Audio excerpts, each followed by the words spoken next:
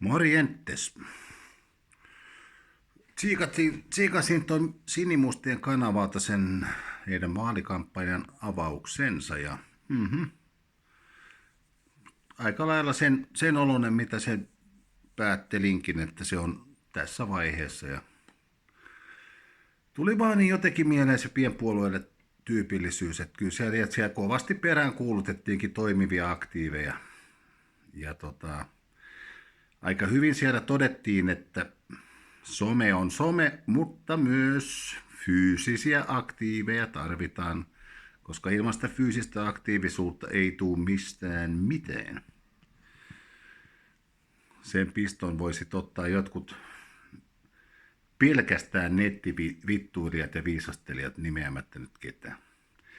Okei, odottava kannalla apinalauma mölys siellä taustalla.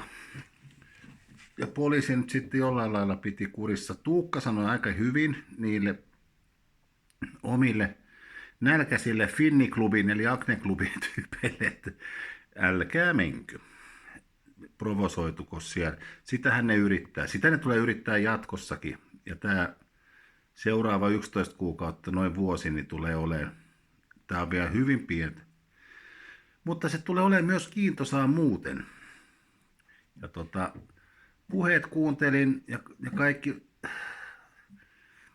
miten tämä sanoisi, taas oli sitä hirveän hyvää, fiksua ja muuta ongelmien luettelointia. Mitä ongelmia, miten, koulut, sitä ja tätä ja politiikan taso ja vanhat puolueet ja näin. Tarjoajan terveen Suomen ja suomalaisia ajattelevan vaihtoehdon. Niin kuuluukin. Ja mutta sitten konkreettisuudesta. Siellä oli vielä heti alussa mun mielestä oli hienosti, että tulkaa juttelemaan, tulkaa kyselemään Sinimustien linjasta täällä niin kuin olleilta jäseniltä. Ja niin kuuluu tehdäkin. Koska silloin kun kansan pari kerran jalkaudutaan, niin sehän on kaikkein tärkeä tehtävä just, että hei, mikä juttu tämä ja miksi just teitä ja miksi. Hyvin jotain pari nuorta kimmaa haastateltiin, niin ne oli kyllä just, että haluaa turvallisen Suomen ja näin turvallisen myös tuleville lapsilleen ja näkivät sitten sen, että joku ajattelee myös tätä aspektia. Ja heidän ikä ja tämmöinen huomioon ottaen ihan relevantteja juttuja. Ja pientä aivopieruilua ei voitu tietysti välttää. Siellä on määrätty kokemattomuutta. Siellä oli jotkut suorassa lähetyksessä sitten. Joo, ei tarvi mistään Helsingistä tykätä, mutta ei minä kyllä täällä viittis oikein asua. Vanhan aktivistin ei noin. Missä te luulette, että on ne vetovoimatekijät, jos hei paikallinen idiootti, joka asut täällä, ota tää flyeri, jutellaan vähän paluumuutosta ja äänestä meitä.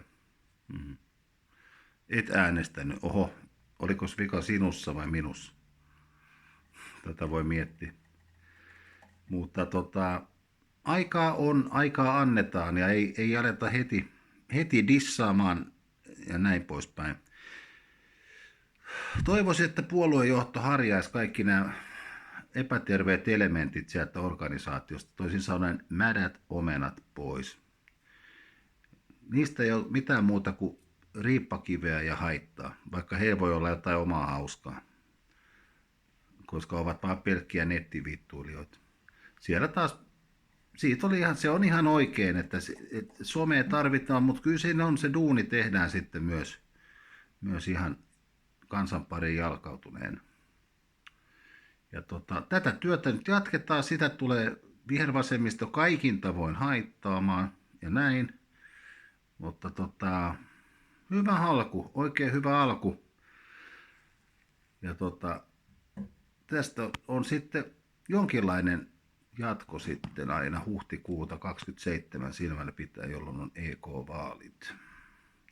Kansakunnan etua vähän enemmän ajatellaan, että nyt ei olla missään Kikkarajärven kuntavaaleissa, että pitäisi kelaa just sitä, että niissä voisit heittää tuommoista alueellisempaa läppää näin. Ei mulla muut. Moi.